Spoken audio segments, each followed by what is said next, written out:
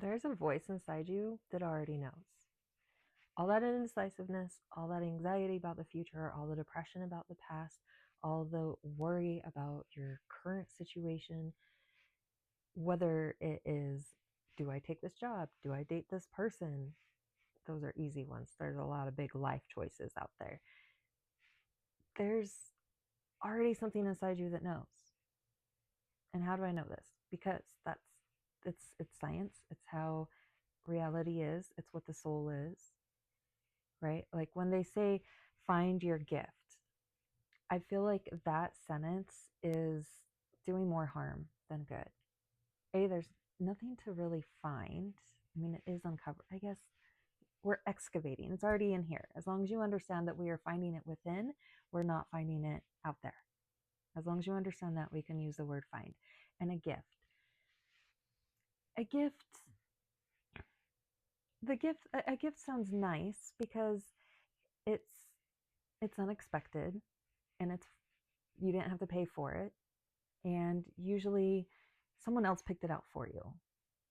So I understand why they're using the word gift, but do you get gifts every day? Do you get to choose when you have a gift? You don't even get to choose what the gift is. How do you know if you're going to like the gift? What if you want to re-gift the gift? What if you want to give it back? So language is very powerful. And I feel like finding your gift is not accurate language for what we're doing here. And by here, I mean on this channel. This is Awaken with Deb.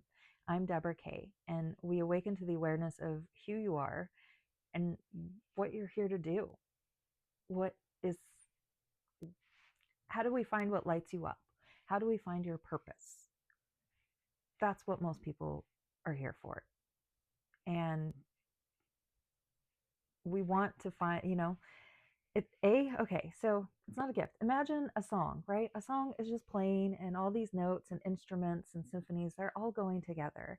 And all of a sudden there's someone that's out of key and everyone's like, oh, okay, and they try to keep doing their thing, but the out of key person's still out of key. And then when you find your tunage of being in key, then everyone's like, oh, wow, that sounds really good.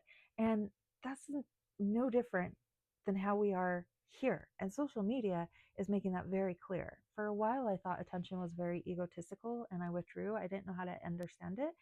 And when you understand it as in attention is good, it helps let you know that you're aligning in the right places. And that's the goal. We want to feel that we are aligning in the right places, on the right road, on the right path. And in this day and age, there's a lot of paths that have been laid out for us that aren't meant for us. The previous generations created those. I think I heard recently, I came across the number, and I should fact check this, but I think it says Social Security wasn't implemented until like 1970. A large chunk of your check that we combine, I don't even know where to go with this politics, but anyways, I'm just saying people start new rules all the time. People break new rules all the time. And the people that have created the rules that we exist now aren't necessarily any different or any smarter than you or I. And that's a key thing to acknowledge, is that the people that have created our existence right now, they're not God. And we don't need to conform to an existence that we don't agree to, because we are all here to align to our own specific tunage. There's a different wording and grammatically correct word that I can't think of right now. Hold on, do I have this written down? Yeah, okay, I guess I do kind of have this written down, right? So it's finding your gift is backwards. It's about tuning into the frequency that we're individually designed for. And the tuning proves its accuracy when the world responds, right? Like we're each a note, we're each an instrument. And when we find that accurate tuning, when we finally tune into the channel that is what we're designed to be, what we're created to be, then the rest of the instruments harmonize as well. And so it's that harmony that we find within the purpose that makes us feel alive. It makes us feel purposeful. And it's, have you ever listened to a song that was like, oh yeah, this is really good, and then out of nowhere some guitar riff or some other instrument chimes in, and then you're just blown away. You're like, wow, now that is really good. That's what aligning to the truth of your soul is like. That's what finding your purpose is like. And so when the rest of the world starts responding and cheering you on, there's two things associated with it, and possibly more, but I'm going to narrow it down to two things. One of the first, there's three things. You're going to have people that are adamantly jealous and upset and will try to knock you down and not believe, because they just don't have the bandwidth to believe where you're going with your life. I have something in my eye all of a sudden. And then you're going to have the people that feel that same way, but they're going to hide it. They're going to, and maybe not maliciously hide it or maliciously want you to fail. It could be subconscious. So I guess there's a subcategory that number two can split into A and B. They could be a very supportive friend, and maybe they want to continue to be supportive, but subconsciously they don't understand why you and not them, or there's going to be things.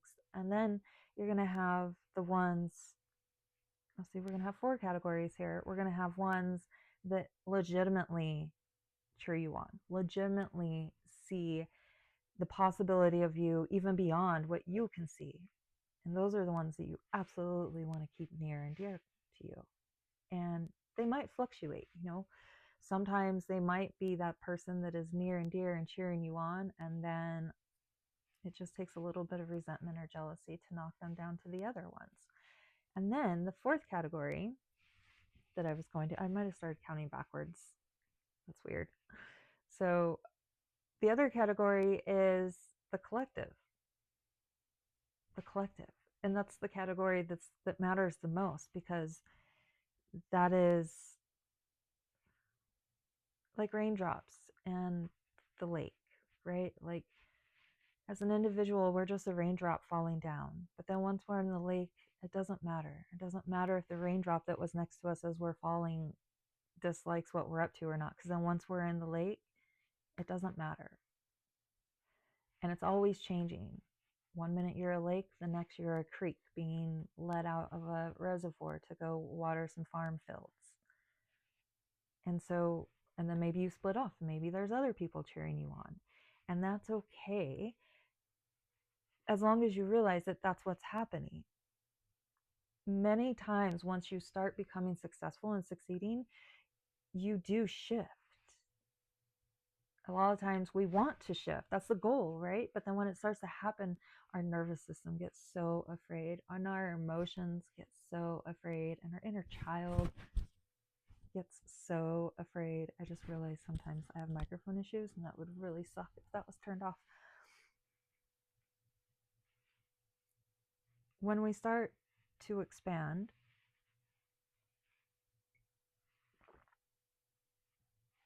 the seasons and the people and the experiences that we have already had and experienced and witnessed will need to become smaller.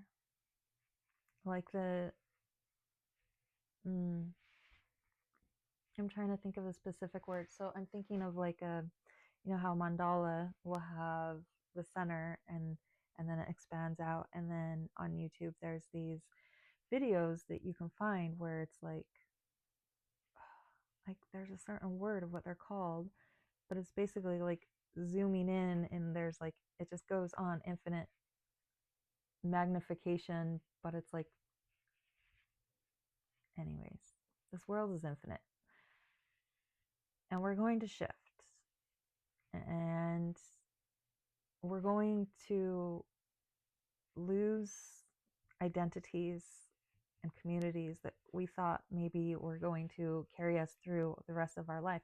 And that would have been fine. Like, even looking back, you could be like, wow, that was a really great time. I would love if that was my life for the rest of my life. And I would love to go back to that. And your nervous system might try to go back to that. And maybe everyone else is still there. And so, like, well, if they're still there, then what's wrong with you? And that's where you just settle in and realize that the answer is already inside you. There is a voice inside you that already knows the answer. And the answer is expansion, and that's okay. Sometimes the answer, this is why we have our hermit modes and times of desert solitude.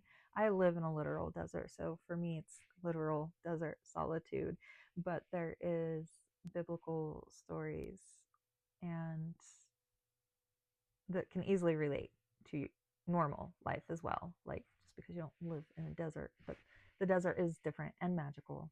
Absolutely. It's expansive. And just being able to witness the expansion of space without mountains and trees and valleys, like it shows you the infinite possibilities that actually exist in the consciousness. I don't know how to explain that. It's as you look out into the desert, you can see all the possibilities in the quantum field. It's amazing, and it's healing, and it's spiritual. And I kind of went off track there, but it is. There's this voice inside of you that knows. And sometimes we have to recluse so that we can listen to that voice. Sometimes changing the channel requires turning it off, resetting the antenna, and then turning the radio back on. But not everyone wants to listen to the voice that's inside of them. And how do they listen to the voice inside of them? Some people don't even know how. And then if you listen to the voice inside of you, how do you translate that into words? I have seen people shut down in complete nervous system dysfunction, being unable to explain their emotions or thoughts into words. And as a human being to another human being, like, that was honestly terrifying and a really interesting experience. Humans are very interesting. And we have a lot of programs running in the background. And I think a lot of people out there are just doing anything that they can to try to override those programs or make them burn out because they don't know how to just click delete. Just remove that app. That's what we do here at this channel. We take the steps and think of the daily things that help us. Just delete those programs. Just delete them. There is a voice inside of you that knows the answers. So what could be a daily homework task today to help you with that?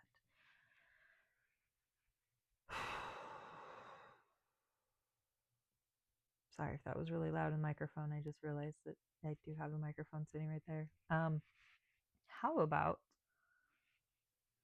just ask yourself why. For anything that you are doing, ask yourself why, but then ask why again to that response. And then again, like a little 4-year-old. Why is the sky blue, Mom? Well, supposedly because it reflects the water of the earth. Well, then why is it blue when we're not near the ocean? Well, that's because that's what scientists tell us. Well, why do the science tell us that if there's that? Well, there's something about light photons or whatever. And well, what are these little photons? And like, I don't know anything about science. But the point is, ask why. Why do you... it's very common that people are at jobs that they dislike. But there's enough jobs out there that you can find one that you like. So if you don't like your job, ask yourself, why don't you like this job? Oh, well, I don't like that it's indoors. Okay, well, why don't you find a job that's outdoors? Oh, well, because then it would be seasonal. Okay, well, why don't you find a job that's seasonal during the summer, but then indoors during the winter? Well, I don't know. Just ask yourself why 5 times. It's usually by, and these are really crappy examples, honestly. Um, I just don't want to get that deep into things right now because this video is already long enough. And yeah, homework is just ask yourself why 5 times for anything that is bothering you right now. Why are you stressing over your mortgage that maybe you can't pay next month? Well, because I want a place to live. Why do you want a place to live? Because it's important to have stability in a place. I like to have things. I like to have showers. I like to be able to have a toilet that I can do my own business on. And I've been homeless before. So as I say this, like, I've been homeless before. I enjoy having a home. Okay. So, well, why can't you pay your mortgage? Because the income in doesn't equal things going out. Okay, well, why is that? Well, I've made some poor financial choices in a moment that I feel like you're locked into, and your bare minimum expenses is the maximum income that you believe you have found. Okay, well, why is all that? I guess you're kind of back to one. That was also a bad example.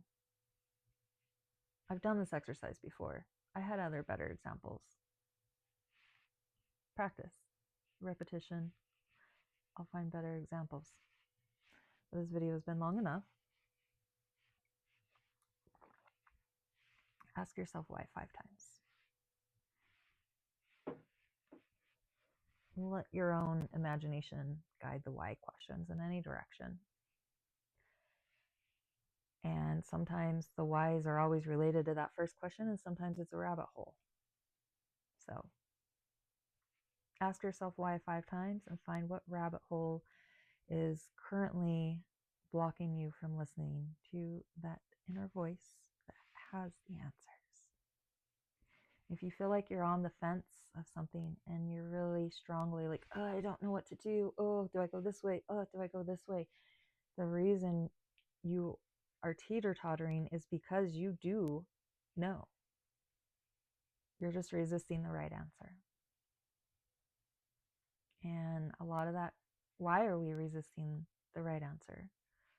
Maybe we don't trust ourselves.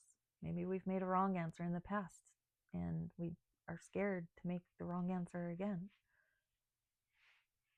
Again, asking why over and over.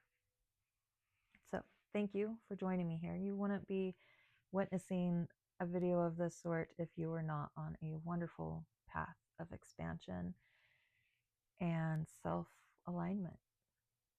And it's a beautiful thing. Pat yourself on the back. It is not an easy thing. Simple, not easy.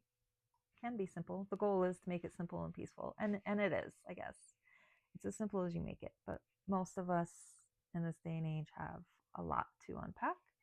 And here we are. This is Awaken with Deb. Thank you for channeling in with me. My name is Deborah Kaye. Have a blessed day.